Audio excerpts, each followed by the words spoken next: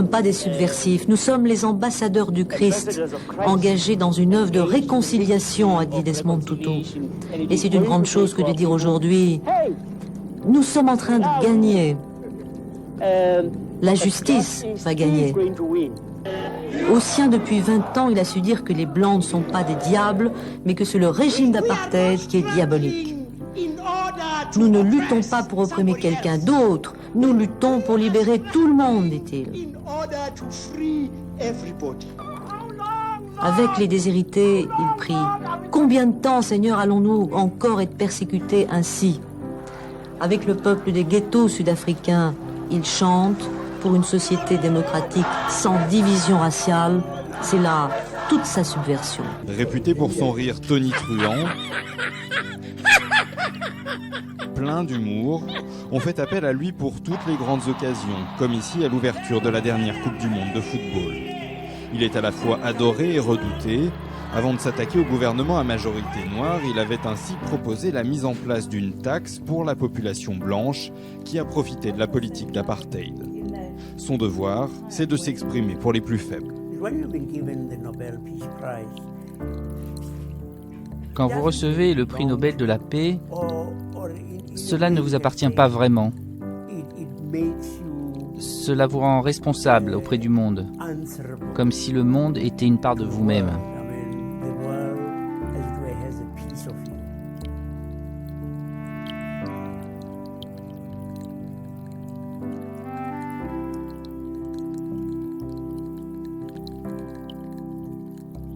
Pour Nelson Mandela, il était « la voix des sans-voix ». Monseigneur Desmond Tutu, icône de la lutte contre l'apartheid en Afrique du Sud, est décédé à 90 ans. Le président sud-africain Cyril Ramaphosa a publié une déclaration confirmant le décès, ce dimanche 26 décembre 2021. Né en 1931, fils d'un enseignant et d'une femme de ménage, Tutu est influencé par un pasteur militant d'origine anglaise, Trevor Huddleston, qu'il sert à l'hôtel. Il est touché que ce blanc lui rende souvent visite quand il contracte la tuberculose à 16 ans et reste 20 mois cloîtré à l'hôpital. Élève brillant, Tutu est accepté en médecine. Mais le minerval est trop élevé et il doit se rabattre sur l'enseignement. À l'université, il invite Nelson Mandela à un débat. Ils ne reverront qu'en 1990, quand ce dernier choisit de passer sa première nuit chez Tutu, au Cap, à sa sortie de prison.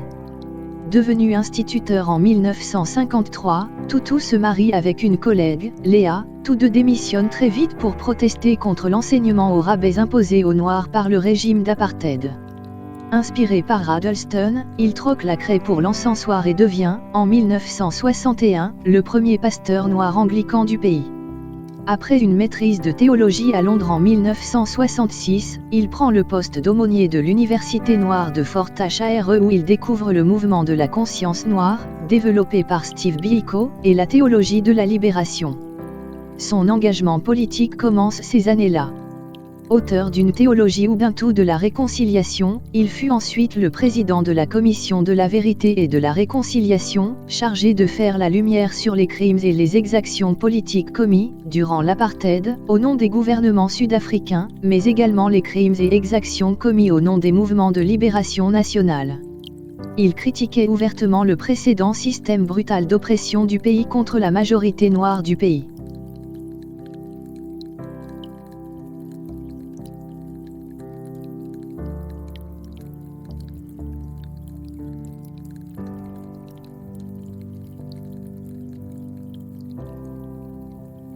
Un homme d'une intelligence extraordinaire, intègre et invincible contre les forces de l'apartheid, il était aussi tendre et vulnérable dans sa compassion pour ceux qui avaient souffert de l'oppression, de l'injustice et de la violence sous l'apartheid, et pour les opprimés et pour les oppresseurs du monde entier, a ajouté Cyril Ramaphosa. The Arch, la voûte, l'arcade, comme il était surnommé par les Sud-Africains, était affaibli depuis plusieurs mois. Il ne parlait plus en public mais saluait toujours les caméras présentes à chacun de ses déplacements, sourire ou regard malicieux, lors de son vaccin contre le Covid dans un hôpital ou lors de l'office au Cap pour célébrer ses 90 ans en octobre. Il luttait depuis 2 décennies contre un cancer de la prostate.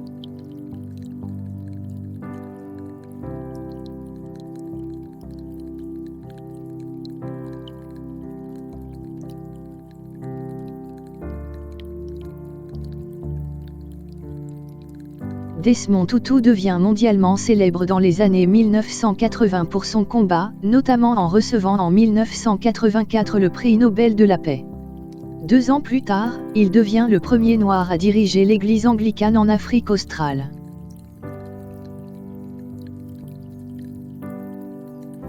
Obama, premier président noir des États-Unis, avait également rendu hommage au leader spirituel, symbole de bienveillance et d'espoir, bien au-delà des frontières de son pays.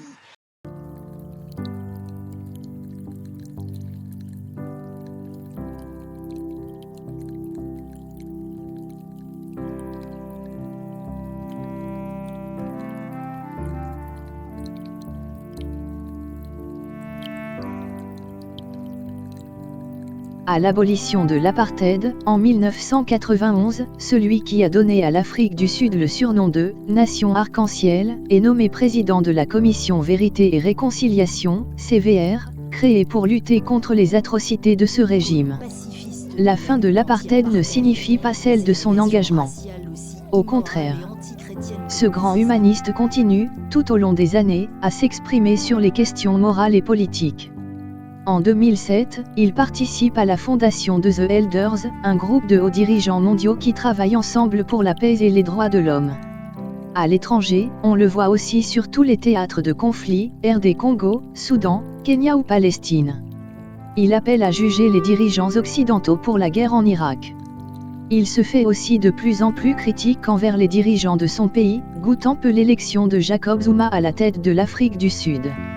À tel point qu'il ne sera pas autorisé à prendre la parole lors des funérailles de son ami de toujours, Nelson Mandela, en 2013. Il avait pourtant réussi à réveiller une cérémonie officielle bien ennuyeuse en faisant hurler un puissant « oui » à la foule après lui avoir lancé « Nous promettons à Dieu que nous allons suivre l'exemple de Nelson Mandela ». Mort à 90 ans, Desmond Tutu laisse dans le deuil son épouse Léa, 4 enfants et 7 petits-enfants et toute une nation.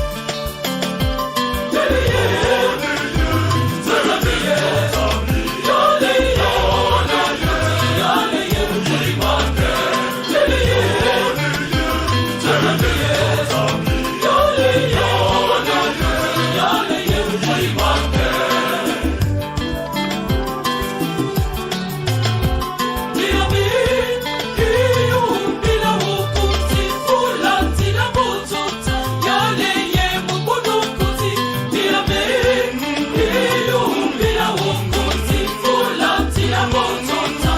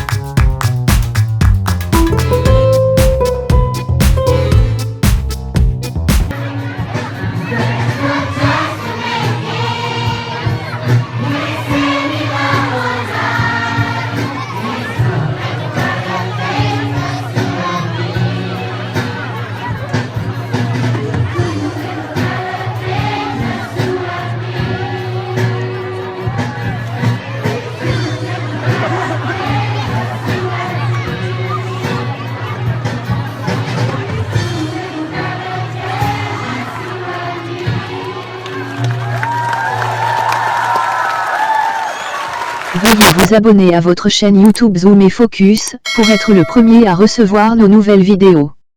Merci.